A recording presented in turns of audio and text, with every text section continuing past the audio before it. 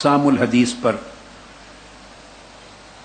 ہم نے بحث کی، اس کی روشنی میں ضروری چیزیں آ گئی ہیں، تو میں حدیث صحیح کے باب میں اب جیسا کہ میں نے پہلے عرض کیا ان موضوعات کو لوں گا، اور وقت کی بھی قلت ہے، اس کو سامنے رکھتے ہوئے جو زیادہ ضروری ہیں، جیسا کہ میں نے عرض کیا کہ جن کے بارے میں میرا خیال ہوگا کہ اشکالات اور ابہامات ہیں، تو آج اس دوسری نشست میں حدیث صحیح سے متعلقہ ایسی مباحث کو لیں گے انشاءاللہ۔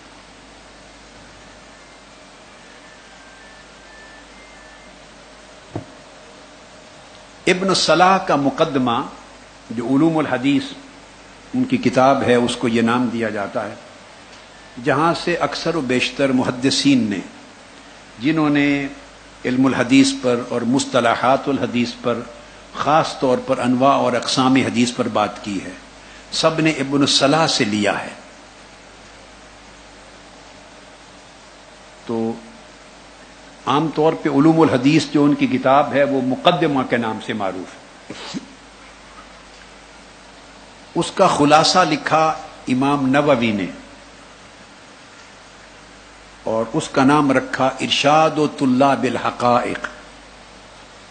تو عام لفظوں میں کتاب الارشاد اس کو کہہ سکتے ہیں، مگر یاد رہے کہ الارشاد ایک اور کتاب بھی ہے اصول الدین میں۔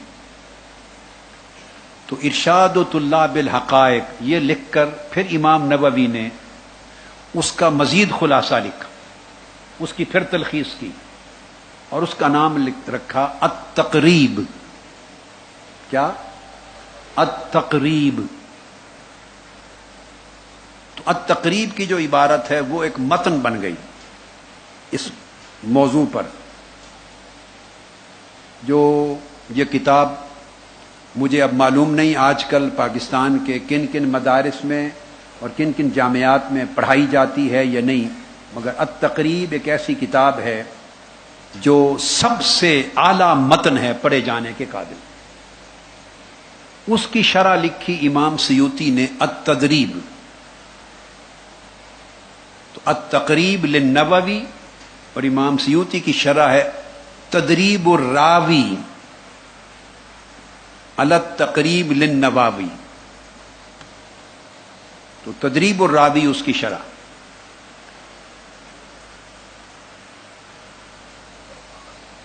اب گویا ابن الصلاح بھی یہاں سے شروع ہوتے ہیں مقدمہ میں، امام نووی کی کتابیں بھی اور امام سیوطی کی کتابیں بھی اسی سے شروع ہوتی ہیں، اسی عبارت سے جو میں پڑھنے لگا ہوں۔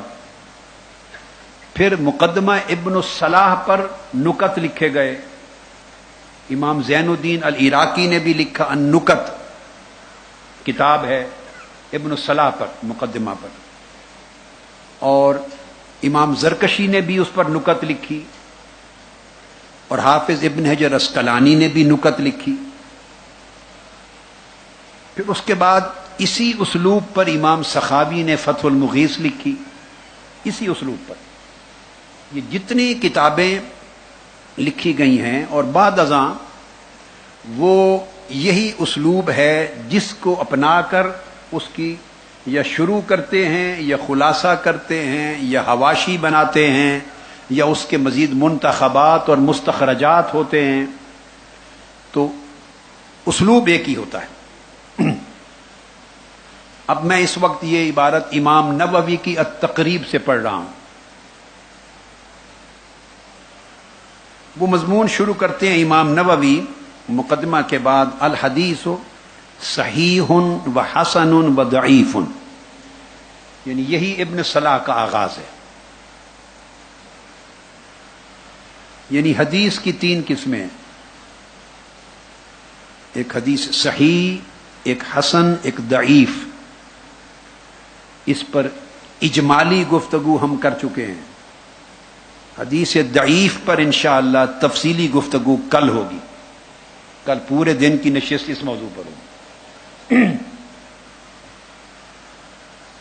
یہاں ایک چیز قابل توجہ ہے، اور وہ یہ، ضعیف پر آپ نے کوئی اجمالی گفتگو سنی جو میں نے پہلی نشست میں عرض کی، اس کو ذہن میں رکھیں ذرا. جب میں نے المردود کی وضاحت کی، غیر و صحیحن کی وضاحت کی، ضعیف کی وضاحت کی، پھر میں نے اس کو مثال دیا مریض کے ساتھ، مثال دی. اس کو ذہن میں رکھیں بات کو سمجھنے کے لیے. ہر امام فن نے اور علم الحدیث کے ہر عالم نے کتاب کی عبارت کا آغاز یہاں سے کیا ہے کہ یاد رکھ الحدیث صحیح و حسن و ضعیف. حدیث رسول ہے صلی اللہ علیہ وآلہ وسلم. اب انہوں نے حضور علیہ الصلوۃ والسلام سے مروی حدیث کو 3 قسموں میں انواع میں تقسیم کیا ہے. یعنی صحیح بھی حدیث کی اعلیٰ قسم ہے، حسن بھی حدیث کی قسم ہے اور یہ اوسط وسطی قسم ہے، اور ضعیف کو بھی حدیث ہی کی قسم لکھا ہے اور یہ ادنا قسم ہے. اس نقطے پر میں زور دینا چاہتا ہوں کہ ضعیف کو کسی ایک امام نے 1000 سال کی علم الحدیث کی تاریخ میں ضعیف کو اس کو ضعیف کہہ کر کسی نے حدیث کے دائرے سے خارج نہیں کیا. یہ بات سمجھنے والی. میں نے جملہ یہ بولا ہے کہ 1000 سال کی 1100 سال کی علم الحدیث کی 1200 سال کی علم الحدیث کی تاریخ لے لیں. یعنی امام بخاری سے بھی پہلے امام بخاری، امام مسلم کے شیوخ، امام اعظم کا زمانہ، امام مالک کا، امام شافعی کا، امام احمد بن حنبل کا، امام سفیان الثوری کا، عثمان بن عیینہ کا، عثمان الثوری کا، حماد بن زید کا دور، یحییٰ بن معین کا، امام ابن المدینی کا، پھر اس کے بعد مسند احمد بن حنبل ہو، پھر مصنف ہو، عبد الرزاق کی ہو، ابن ابی شیبہ کی ہو، جتنی کتب، موطا امام مالک ہو، جو تاریخ ہے بخاری مسلم کے شروع ہونے سے بھی، تالیف ہونے سے بھی قبل سے آج تک، میں جملہ یہ بول رہا ہوں کہ کسی عالم نے 1200 سال کی تاریخ علم میں ضعیف کو حدیث کے دائرے اور عنوان سے خارج نہیں کیا. اگر ضعیف مطلقاً اور قطعی طور پر رد کر دی گئی ہوتی عند اہل العلم، جو میں نے لفظ مردود کا سمجھایا تھا، جو چیز گھومتی رہے 2 حدوں کے درمیان اس کو بھی مردود کہتے ہیں. بھئی یہ صحیح ہے، یہ موضوع ہے، تو جو اس کے درمیان گھومے کبھی ادھر وہ بھی مردود کے دائرے میں آتی ہے. تو مردود اس لیے کہتے ہیں کہ یہ 2 حدوں کے درمیان گھومتی ہے، ادھر جاتی ہے، پیچھے ہٹتی ہے، آگے بڑھتی ہے، نیچے رتبہ جاتا ہے، اوپر جاتا ہے، تو یہ درمیان میں گھومتی ہے. رد کا لفظ جو ہے، رد کا لفظ صرف ریجیکٹ کرنے کو نہیں کہتے، پیچھے مڑنے کو، پیچھے ہٹنے کو، پیچھے موڑنے کو، اس کو بھی رد کہتے ہیں. تو آگے پیچھے ہونا، گھومنا، پلٹنا اس ضمن میں آتا ہے. اگر حدیث ضعیف کلیتاً شریعت میں اور علم حدیث میں علماء اور ائمہ کے ہاں ایک ایسی خبر ہوتی جس کو قطعی طور پہ قبول نہیں کیا جائے گا، تو پھر ہر امام فن لکھتا الحدیث صحیح و حسن. حدیث کی 2 قسمیں ہیں، صحیح اور حسن.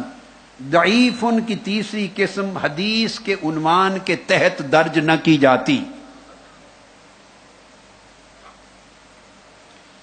اب یہ جو تفریع کی میں نے ایک فرع آپ کو سمجھائی ہے، اس تفریع کی بنیاد اسی التقریب امام نووی کی کتاب کی شرح امام سیوطی کی تدریب کی عبارت ہے. جو کچھ میں نے عرض کیا یہ میں نے امام سیوطی کی التدریب کی عبارت سے اخذ کیا، اور وہ اس سے بھی زیادہ صریح ہو کے لکھتے ہیں. اس عبارت کے نیچے امام سیوطی نے یہ لکھا ہے، یہ پہلا باب ہے، मुकदमा के बाद अस्सही का, तो पहला जुमला है अत्तकरीब का पहला, उसके नीचे इमाम जलालुद्दीन सियूती लिखते हैं इन्नमा लम यज़कुर अल मौदू लिअन्नहु लैस फिल हकीकत बेहदीसिन इस्तिलाहन बल यज़अमु वादिउहु। इमाम जलालुद्दीन सियूती ने लिखा है कि देखिए कि इमाम नववी ने और इब्न सलाह ने हदीस के तहत 3 अनवा को लिखा है। सही भी हदीस है, हसन भी हदीस है उससे नीचे दर्जे की, और दईफ भी हदीस है हदीस मगर रुतबे में उससे नीचे। और इमाम जलालुद्दीन सियूती लिखते हैं कि उन्होंने मौदू का जिक्र नहीं किया, यूं नहीं कहा कि अल हदीस व सहीहुन व हसनुन व दईफुन व मौदूउन, 4 किस्में नहीं बयान की। फरमाया कि मौदू को नहीं लिखा इसलिए कि मौदू लिखते हकीकत में इस्तिलाही तौर पे हदीस ही नहीं होती। जिसको तहकीक के बाद, तहकीक के इस्नाद के बाद जिसको मौजू का टाइटल में जाए, जिसको आप उर्दू में मौजू कहते हैं ना, मौजू, तो मैं अरबी की का तलफ़्फ़ुज़ बोल रहा हूं मौजू, जिसको मौजू का नाम मिल जाए वो हदीस रहती ही नहीं है। इसलिए किसी इमाम ने अल हदीस की ताबीर करते हुए अनवा में उसका जिक्र नहीं किया। फरमाया कि अब उसको हदीस की किताबों में, उसूल हदीस में जिक्र क्यों करते हैं।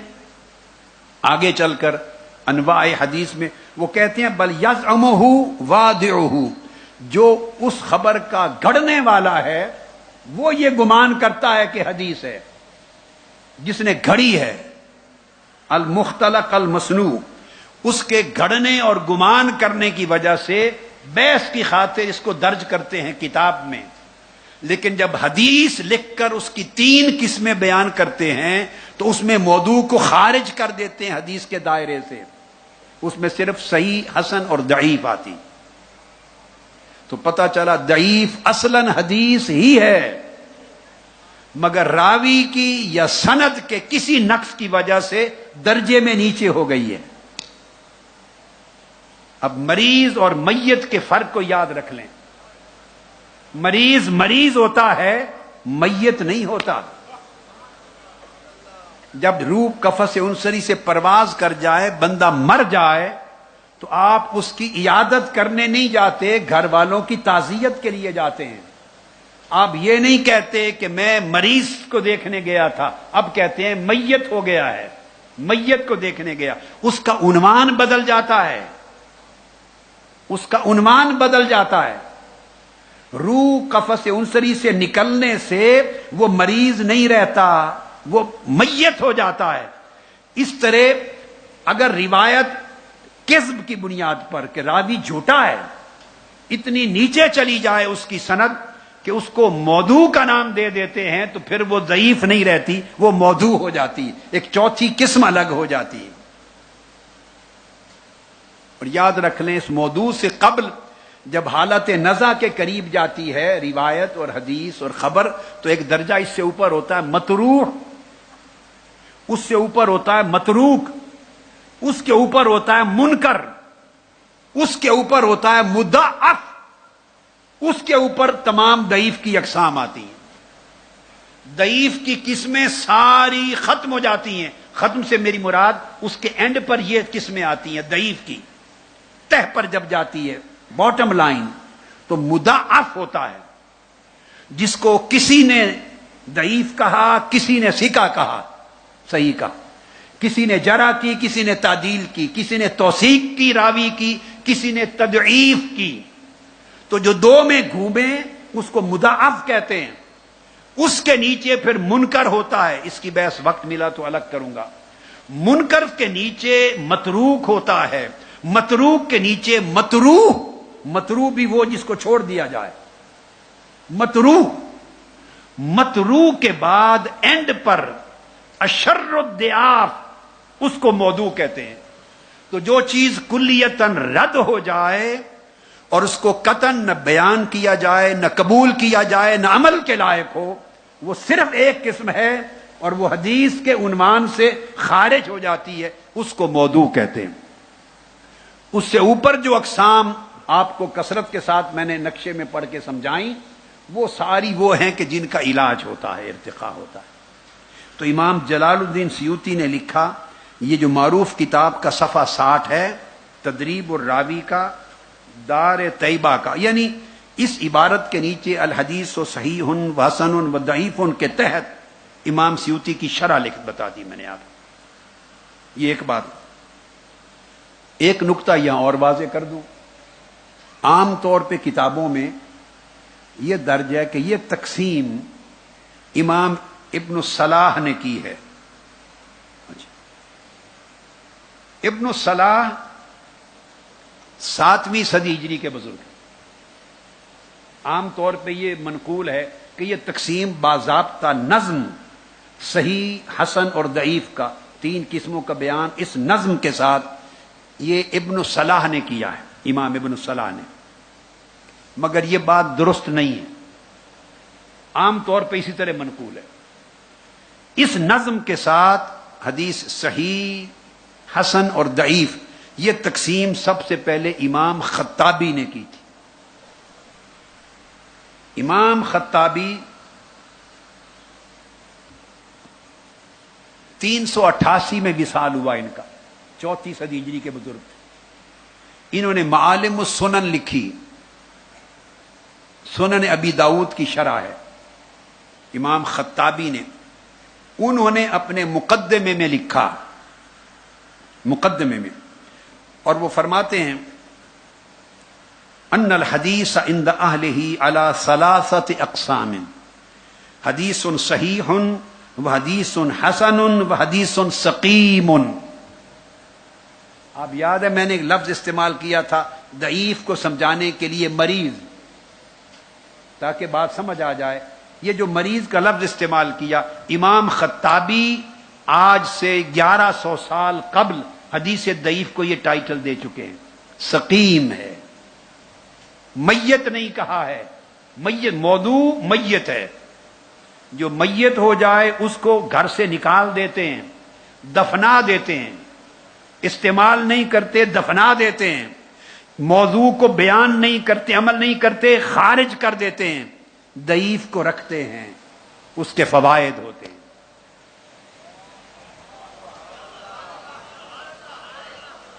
اس پر کل ہوگی گفتگو، ابھی تو میں صرف یہ سمجھا رہا تھا کہ امام خطابی نے معالم السنن کے صفحہ 6 پر، یعنی مقدمہ کے اندر انہوں نے یہ تقسیم ثلاثی جو ہے حدیث کی 3 اقسام، صحیح، حسن اور ضعیف، اور ضعیف کو انہوں نے سقیم لکھا۔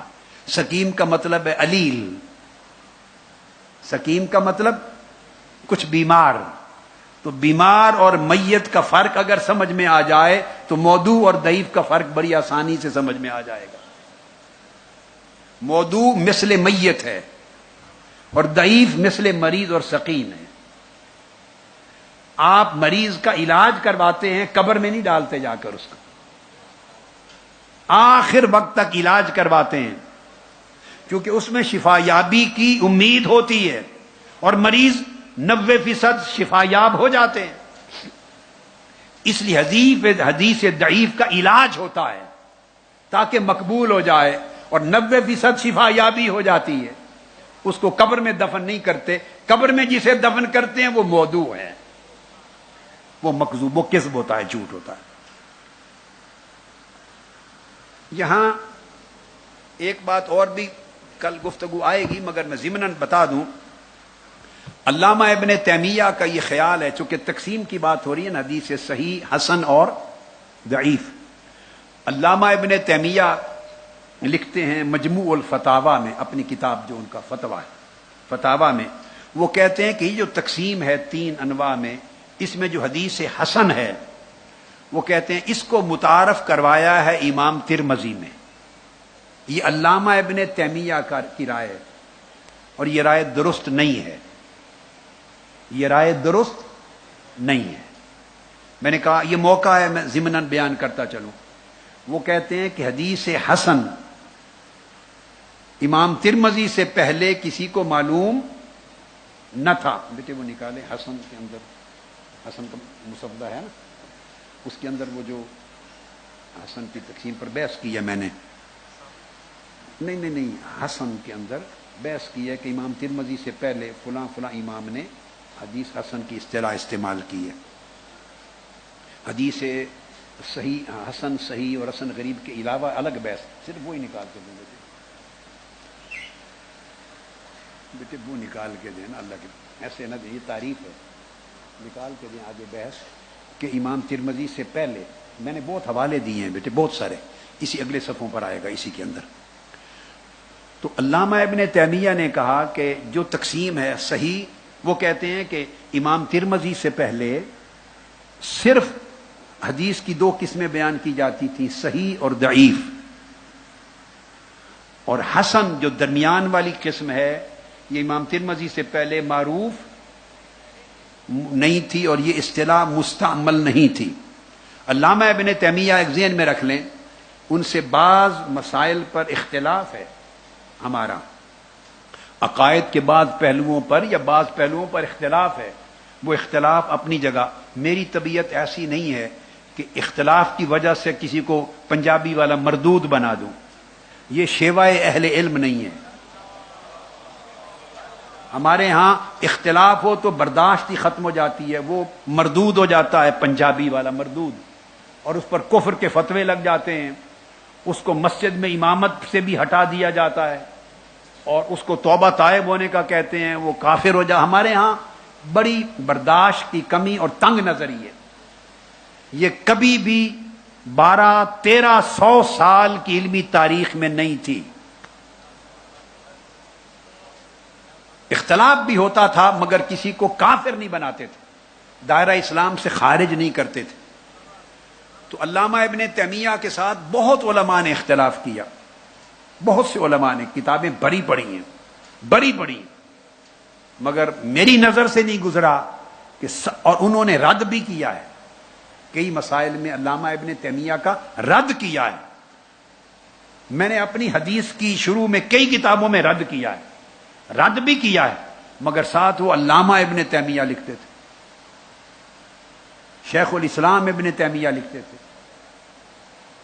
میں تو علامہ ابن تیمیہ ہی کہتا ہوں صرف، لیکن رد کرنے والے بھی القاب کے ساتھ نام لکھتے تھے. تو اختلاف بھی تھا، عزت اور تعظیم اور توقیر اور حیا بھی تھا. یہ علم کا شیوا تھا. ہمارے اندر زندگی سے علم کا شیوا ختم ہو گیا ہے. یہ مسلک کے اختلاف آج نہیں پیدا ہوئے، یاد رکھ لیں بھائی. مسلک کل آئیں گی، یہ بحثیں آئیں گی. مسلک کے اختلاف بھائی خوارج کے مابین اور روافض اور اہل تشیع کے مابین بھی تھے، مرجئہ کے بھی تھے، جہمیہ کے بھی تھے، معتزلہ کے بھی تھے، قدریہ کے بھی تھے، جبریہ، بہت مسالک الگ الگ عنوانات سے تھے. اور ایک ایک نے دوسرے کے بارے میں کیا کچھ نہیں کہا. جو کتابیں آپ پڑھتے ہیں ان کے مصنفین کے بارے میں دوسروں کے مختلف لکھے ہوئے اقوال اور فتاوی ہوتے ہیں، مگر کسی کو کافر نہیں کہا، خارج اسلام نہیں کیا. علم کا ایک اپنے اس کے اندر اس کے مزاج میں وسعت اور تحمل اور حلم ہوتا ہے. اور کبھی بھی کسی ایک عالم نے اگر فتویٰ دیا، آگے کل ذکر آئے گا اس کا، کل بڑا ذکر آئے گا، امام اعظم کے بارے میں کس کس نے کیا فتوے دیے، امام بخاری پر کیا دیے، امام مالک پر کیا دیے، فلاں کو کیا. کل حدیث ضعیف کی بحث میں یہ چیزیں آئیں گی انشاءاللہ. بتانا یہ ہے کہ فتوے ہوتے تھے ہمیشہ، مگر کسی زمانے میں ایک عالم کا اور ایک وقت کے امام کا فتویٰ باقی اہل علم اس کو دین اور مسلک نہیں بنا لیتے تھے. فتویٰ فتویٰ رہتا تھا، مسلک مسلک رہتا تھا. فتویٰ فتویٰ رہتا تھا اپنے درجے میں، عقیدہ عقیدہ رہتا تھا. فتویٰ اپنے درجے میں قائم ہوتا تھا، جو اس کی پیروی کرے، جو اس کے اختلاف کرے، جو اس فتویٰ کے مطابق چلے، جو اس سے اختلاف کرے. مگر فتویٰ کبھی بھی تاریخ علم میں مسلک اور مذہب نہیں بنا. فتویٰ میں اور مذہب میں فرق رہتا تھا، فتویٰ اور مسلک میں فرق رہتا تھا. مکتب فکر بھی ہوتے تھے، اس استاذ کے شاگرد ہیں، اس مدرسہ کے پڑھنے والے ہیں، یہ اس مدرسہ کے پڑھنے والے ہیں، یہ نسبتیں اور سلاسل ہوتے تھے، مگر ایک دوسرے کو خارج نہیں کرتے تھے۔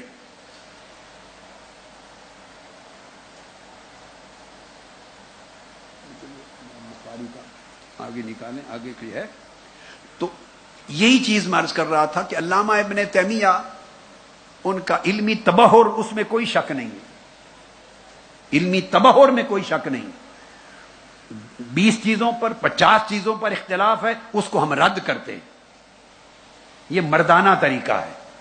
علمی بات کا رد علم سے کیا جائے، فتویٰ کے ڈنڈے اور تلوار سے نہ کیا جائے، یہ مردانہ طریقہ ہے اور یہ شیوہ اہل علم ہے۔ اگر یہ وتیرہ اپنا لیں تو آپ کے مسالک کے تمام طبقات اور مسالک کے درمیان قربت پیدا ہو جائے، جہاں جہاں اختلاف ہے وہ الگ رہے، جہاں جہاں اتفاق ہے وہاں اکٹھے ہو جائے۔ تو علامہ ابن تیمیہ نے کہا کہ حسن کی اصطلاح امام ترمذی سے پہلے نہیں تھی اور یہ درست نہیں ہے، یہ درست نہیں۔ ٹھیک ہے، امام ترمذی نے کثرت کے ساتھ حسن کی اصطلاح کو استعمال کیا اور بہت متعارف کرایا ایک صنف کے طور پر، مگر امام بخاری سے قبل صحیح، حسن اور ضعیف، تو حسن کی جو اصطلاح ہے خود امام شافعی نے استعمال کی ہے۔ امام ترمذی کے اشیاخ میں سے، شیوخ اور شیوخ میں سے امام شافعی نے استعمال کی، امام بخاری نے استعمال کی، اور کئی دیگر ائمہ حدیث نے بیان کی حسن کی اصطلاح اس سے پہلے کثرت کے ساتھ۔ کل اگر انشاءاللہ اس کا موقع ہوا، ٹائم آیا تو میں اس کو بیان کر دوں گا۔ بہت سارے ائمہ حسن کی اصطلاح کو امام ترمذی سے پہلے استعمال کر چکے اور وہ اس کا تذکرہ کرتے تھے۔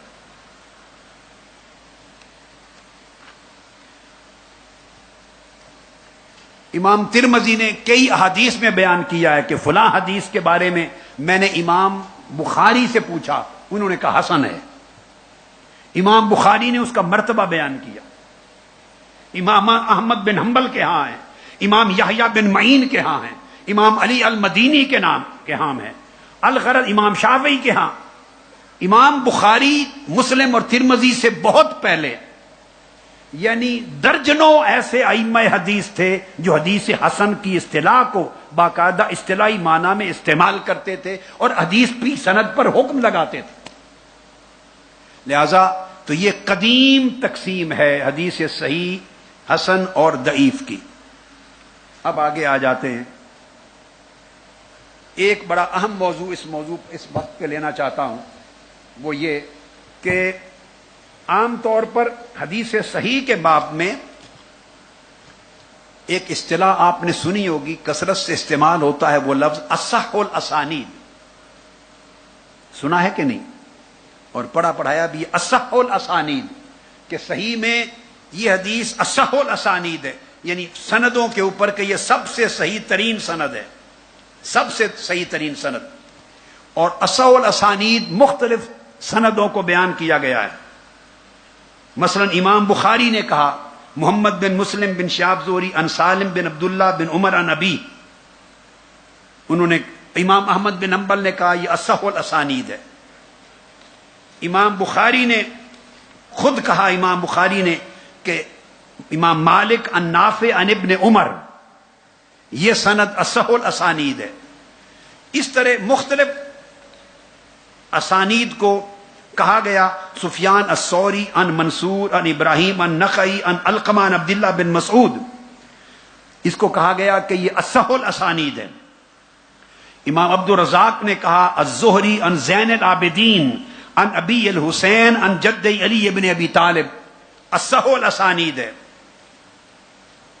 تو اس پر جو قول دینا چاہتا ہوں وہ یہ کہ ایک طبقہ علماء کا یہ رائے رکھتا ہے، مگر جمہور علماء کا مذہب مختار یہ ہے، جمہور علماء کا مذہب یہ ہے کہ کسی ایک سند کو علل اطلاق، یعنی مطلقاً اصح الاسانید، سب سندوں سے صحیح ترین سند قرار نہیں دیا جا سکتا. ہاں نسبت کے اعتبار سے ہو سکتا ہے کہ یہ سند سیدنا صدیق اکبر کی روایت کے لیے سب سے صحیح ہے، یہ سیدنا عمر کی روایت کے لیے، یہ ابو ہریرہ کی روایت کے لیے، یہ حضرت عمر کی روایت کے لیے، عبداللہ ابن مسعود کی روایت کے لیے، انس ابن مالک کی کے لیے یہ سند سب سے بہتر ہے.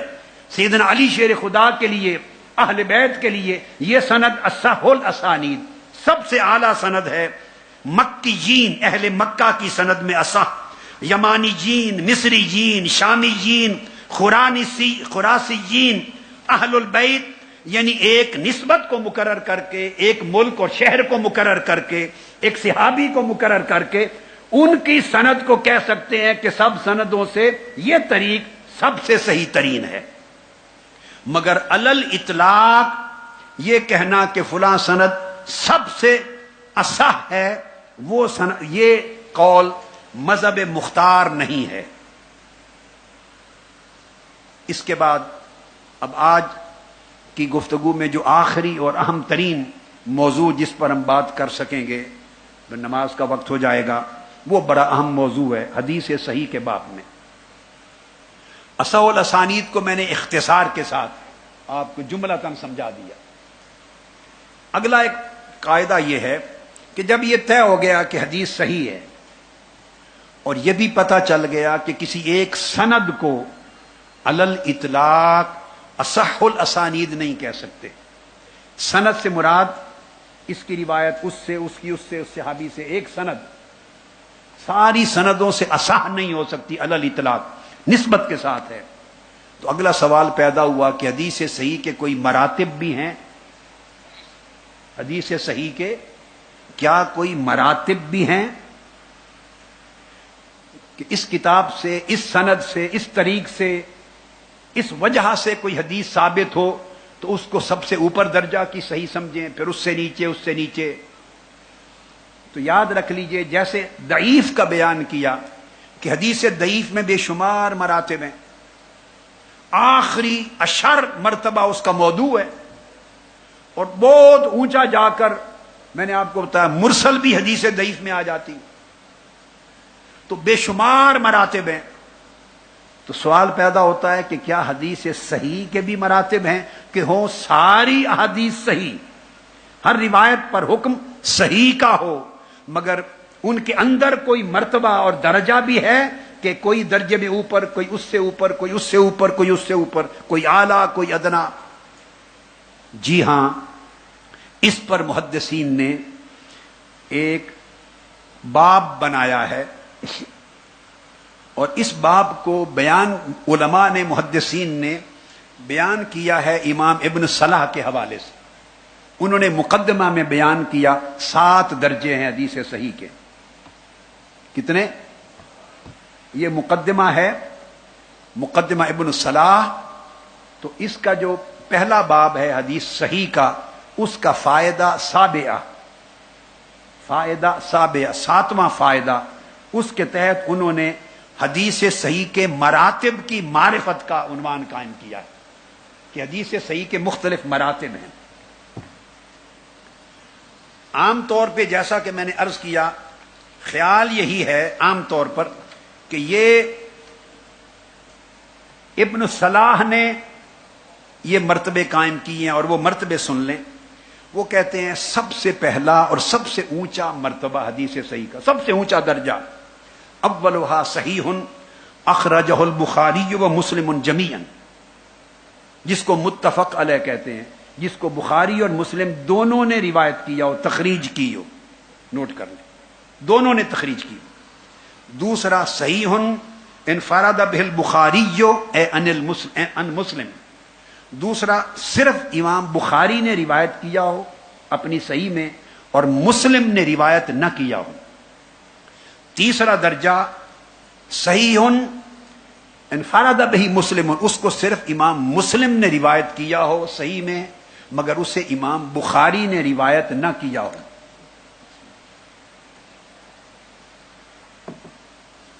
یہ سب حدیث صحیح کے مرتبے ہیں. چوتھا صحیح علی شرطہما لم یخرجا ہو، کہ ایک وہ حدیث صحیح ہے چوتھے درجے میں رتبے میں، جس کو نہ بخاری نے اخراج کیا تخریج کیا نہ مسلم نے اس کی تخریج کی، دونوں نے چھوڑ دیا، مگر وہ حدیث کی سند بخاری اور مسلم دونوں کی شروط صحت پر پوری اترتی ہے۔ امام بخاری نے بھی شروط قائم کی نا، وہ شروط یہ بھی سن لیں، امام بخاری نے لفظاً مقرر نہیں کی کہ میری یہ شرائط ہیں، یہ بات بھی سن لیں صحیح بخاری کے بارے میں۔ امام بخاری نے کہیں بھی نام لے کر اپنے ہاں میری شرائط صحت یہ ہیں، یہ شرائط ہوں تو حدیث صحیح ہوگی، میں بخاری کی اپنی صحیح میں درج کروں گا، امام بخاری نے متعین کر کے نہیں فرمایا۔ تو امام بخاری کی جو شرائط صحت ہیں صحیح ہونے کی، وہ استقراءً معلوم ہوتی ہیں، صحیح بخاری کے نام سے معلوم ہوتی ہیں یا ان کی جمع کردہ احادیث کی سندوں کو پڑھ کر معلوم ہوتی ہیں، یعنی معلوم ہوتی ہیں، انہوں نے حکم نہیں دیا۔ جبکہ امام مسلم نے اپنی صحیح مسلم کے مقدمہ میں اپنی شرائط صحیح کا ایک معیار مقرر کر کے بیان کر دیا۔ امام مسلم نے ایک معیار دیا ہے، خود بیان کیا ہے اپنے مقدمہ میں۔ امام بخاری نے ایسا معیار خود مقرر نہیں فرمایا، ان کتاب کا نام اور درج کردہ احادیث کی اسناد پڑھ کر استقراءً معلوم ہوتا ہے، یہ شروط بخاری۔ آگے چلیں، اب شرائط ہو گئی، امام بخاری کی یہ ہیں، امام مسلم کی یہ ہیں، انہوں نے اپنی شرائط کے ساتھ بخاری میں حدیث درج کر دی، امام مسلم نے اپنی شرائط کے ساتھ درج کر دی، دونوں اتفاق ہو گیا، یہ پہلا درجہ بن گیا۔ اکیلے امام بخاری نے اپنی شرائط سے روایت کی، امام مسلم نے نہیں کی، یہ دوسرا درجہ بنا۔ تیسرا، صرف امام مسلم نے تخریج کی، اس کو امام بخاری نے روایت نہیں کیا، وہ حدیث صحیح ہے، مفردات مسلم میں سے ہے، یہ تیسرا درجہ ہے۔ اب چوتھا درجہ یہ ہے، اسے نہ بخاری نے روایت کیا نہ مسلم نے روایت کیا، مگر دونوں نے جو حدیث صحیح کی شرائط مقرر کی تھی وہ ایک اور حدیث ہے، اس کی سند بخاری مسلم دونوں کی شرائط پر پورا اترتی ہے، شرائط دونوں کی شرائط پر پورا اترتی ہے، مگر تخریج نہ بخاری نے کی نہ مسلم نے، تو اس کو کہا جائے گا صحیح علی شرطہما، دونوں کی شرائط پر یہ صحیح ہے۔ یہ چوتھی قسم ہے، چوتھا درجہ ہے حدیث صحیح کا۔ اب پانچواں درجہ ہے صحیح علی شرط البخاری ولم یخرج ہو، صرف امام بخاری کی شرائط صحیح کے مطابق وہ سند صحیح ہے، مگر امام بخاری نے اسے روایت نہیں کیا۔ پھر پانچواں درجہ ہے یہ شرائط مسلم کے مطابق صحیح ہے، سند شرائط مسلم پر اکیلے پورا اترتی ہے، مگر مسلم نے روایت نہیں کیا۔ دیکھو نا، چوتھی قسم تھی دونوں کی شرائط پر، پانچویں قسم ہے صرف بخاری کی شرائط پر، چھٹی قسم ہے صرف مسلم کی شرائط پر پوری اترتی ہے، مگر بخاری اور مسلم نے روایت نہیں کیا۔ ساتویں قسم ہے کہ دونوں میں سے کسی کی شرائط پر بھی پوری نہیں اترتی، نہ، یاد رکھ لیں بڑا اہم نقطہ ہے، نہ بخاری کی مقرر کردہ شروط صحت پر ایک حدیث ہے، اس کی سند بخاری کی شروط صحت پر بھی پوری نہیں اترتی، اور مسلم کی شروط صحت پر بھی پوری نہیں اترتی، تب بھی وہ حدیث صحیح ہے، تب بھی وہ حدیث صحیح ہے۔ اب کیوں یہ بات یاد، یہ 7 مرتبے ہو گئے حدیث صحیح کے، وہ کیوں صحیح ہے؟ اس تقسیم سبعی سے، اس کو کہتے ہیں تقسیم سبعی، 7 مرتبوں میں حدیث صحیح کی تقسیم، 7 درجوں میں، اس سے یہ پتہ چلا وہ اس لیے صحیح ہے کہ کسی حدیث کے صحیح ہونے کے لیے یہ شرط ہی نہیں ہے کہ اسے بخاری نے روایت کیا ہو، یہ شرط ہی نہیں ہے، کسی امام نے یہ شرط 1200 سال میں نہیں لکھی، یاد رکھ لیں۔ ممکن ہے اس کی تفصیل کا موقع کل آئے، اور نماز سے پہلے میں ختم کر دوں بات ادھورا چھوڑ کے، مگر آخری چند چیزیں ذہن میں رکھ لیں۔ 1200 سال کی علوم الحدیث کی تاریخ میں کسی عالم نے، کسی امام نے یہ نہیں لکھا کہ حدیث صحیح ہونے کے لیے شرط ہے کہ امام بخاری نے روایت کیا ہو۔ 1200 سال میں کسی امام نے نہیں لکھا کہ حدیث صحیح کے لیے شرط ہے کہ وہ امام مسلم نے روایت کیا ہو۔ 1200 سال میں کسی امام نے نہیں لکھا کہ کسی حدیث کے صحیح ہونے کے لیے شرط ہے کہ وہ بخاری اور مسلم کی شرائط پر پوری اترتی ہو، یہ بھی نہیں ہے۔ یا اکیلے بخاری یا اکیلے مسلم کسی ایک کی شرائط پہ پوری اترتی ہو، 1200 سال میں کسی امام نے نہیں لکھا۔ یہ آج جو جوہلا ہیں، جنہوں نے علم حدیث کو پڑھ کے نہیں دیکھا، جنہوں نے متفنن متبحر اساتذہ کے پاس علم حدیث پڑھا نہیں، جنہوں نے ابن صلاح کو نہیں پڑھا، جنہوں نے خود بخاری اور مسلم کو نہیں پڑھا، جنہوں نے عسقلانی کو نہیں پڑھا، جنہوں نے نووی کو نہیں پڑھا، جنہوں نے سیوطی کو نہیں پڑھا، جنہوں نے عراقی کو نہیں پڑھا، جنہوں نے سخاوی کو نہیں پڑھا، جنہوں نے قسطلانی کو نہیں پڑھا، عینی کو نہیں پڑھا، جنہوں نے کسی امام کو نہیں پڑھا، وہ صرف مسجد کے امام ہیں، وہ خود امام ہیں۔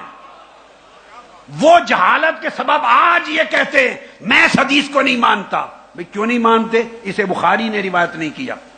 وہ کہتے ہیں آج جہالت ہے کہ دکھاؤ اگر بخاری میں ہے تو مانتا ہوں، اگر بخاری میں ہے تو مسلم میں ہے تو مانتا ہوں، ورنہ نہیں مانتا۔ اس سوال کا ایک جواب دیتا ہوں، وہ بھی ایک جملے میں جواب۔ میں ایسا کہنے والے سے کہتا ہوں تم 1200 سال میں ایک امام دکھا دو کہ جسے بخاری روایت نہ کرے اسے میں نہیں مانتا۔ 1300 سال میں کسی نے نہیں کہا۔ تم کہاں سے امام آ گئے ہو؟ تم کہاں سے عالم آ گئے ہو؟ تمہارا تعلق کیا ہے علم حدیث سے؟ کسی عالم نے نہیں کہا امام نے کہ جو بخاری میں نہ ہو وہ صحیح نہیں، جو مسلم میں نہ ہو وہ صحیح نہیں۔ یا علی سبیل التنزل کہہ رہا ہوں، جو بخاری اور مسلم یا بخاری یا مسلم کی شرائط پہ نہ اترے، پوری اترے، وہ صحیح نہیں۔ 1200 سال میں یہ بات کسی امام نے نہیں کہی۔ یہ کہاں سے علم آ گیا آپ کے پاس؟ آپ جہالت کو علم کا نام دے رہے؟ ہاں، ایک امام نے کہا ہے جو یہ کہتے ہیں، وہ سن لیں۔ وہ کون سا امام؟ میں سمن آباد میں رہتا تھا، 80s کی بات ہے۔ ہمارے گھر کے قریب ایک مسجد تھی، اس کے امام صاحب تھے۔ وہ میرے پاس ہر جمعہ کی شام ملنے آتے تھے۔ انہوں نے ایک جمعے کی خطاب میں مسئلہ غلط بیان کر دیا۔ شام کو آئے تو مجھے بتایا، میں پوچھتا تھا آج کیا بیان فرمایا؟ انہوں نے کہا جی آج یہ کہا۔ میں نے کہا یہ تو غلط ہے، یہ تو مسئلہ ہی نہیں ہے، غلط۔ انہیں فرمایا حضور کیا حکم ہے اس کا مسئلہ؟ میں نے کہا مسئلہ یہ ہے۔ انہوں نے کہا اچھا اگلے جمعہ پر میں اس کی تصحیح کر دوں گا۔ اگلے جمعہ پر انہوں نے خطاب کیا۔ انہوں نے کہا پچھلے جمعہ پر جو بات میں نے کہی تھی وہ قول ائمہ کا نہیں ہے، صرف ایک امام کا ہے، وہ مذہب نہیں ہے، اس کو مت مانیں۔ جو بات پچھلے جمعہ پر کہی تھی اس کو نہ مانے، وہ ایک امام کا قول ہے، مذہب یہ ہے۔ شام کو میرے پاس آئے، میں نے پوچھا کیا بتایا لوگوں کو؟ انہوں نے کہا میں نے یہ کہا۔ میں نے کہا مولانا وہ کس امام کا قول ہے؟ وہ ایک امام جو کہہ رہے وہ کس کا؟ کہتے ہیں میں بھی تو امام ہوں اس مسجد کا، میں بھی امام ہوں۔ میں نے کہا آپ تو امام مسجد ہیں۔ انہوں نے کہا تو کوئی میں نے مسجد کا لفظ تھوڑا استعمال کیا، امام نہیں ہوں، ہر کوئی امام صاحب کہتا ہے۔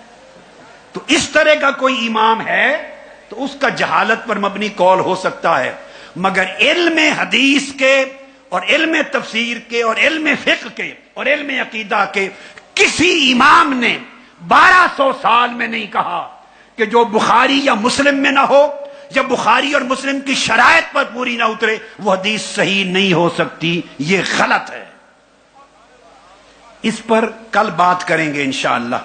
آج میں نے یہ بتانا تھا کہ یہ جو تقسیم ہے 7 مراتب کی، یہ تقسیم جس کو ہر امام نے قبول کیا اور لکھا، اس کا مطلب یہ ہے کہ جو بخاری میں نہیں 6 قسمیں ہیں وہ صحیح ہیں. مسلم میں نہیں 5 قسمیں اور ہیں وہ صحیح ہیں. ان کی شرائط پر ہیں، ایک کی شرط پر ہے، دوسرے کی شرط پر ہے، کسی کی شرط پر بھی نہیں ہے.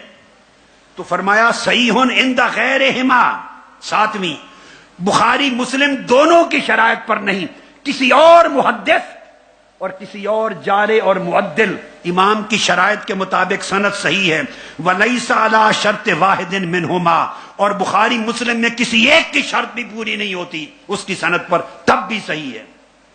اب اس کی تقسیم ابن صلاح نے بھی کی، اس کو امام نووی نے بھی کیا، اسی کو بیان حافظ اسقلانی نے کیا، اسی کو زین الدین عراقی نے کیا، اسی کو زرکشی نے کیا، اسی کو امام سیوطی سمیت تمام ائمہ اس تقسیم پر چلتے چلے آئے ہیں.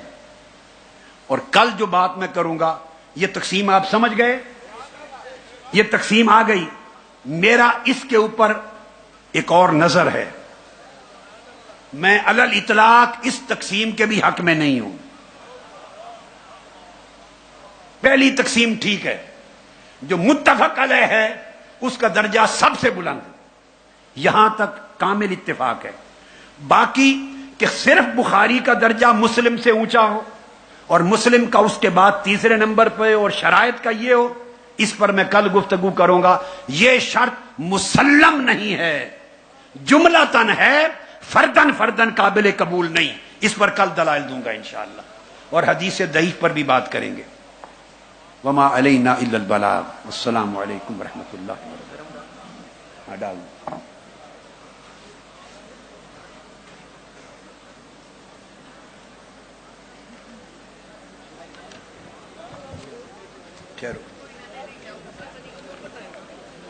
یہ لکھ لیں بیٹے. نماز کا جی حسین بھائی کے آفس میں بھی ارینج ہے اور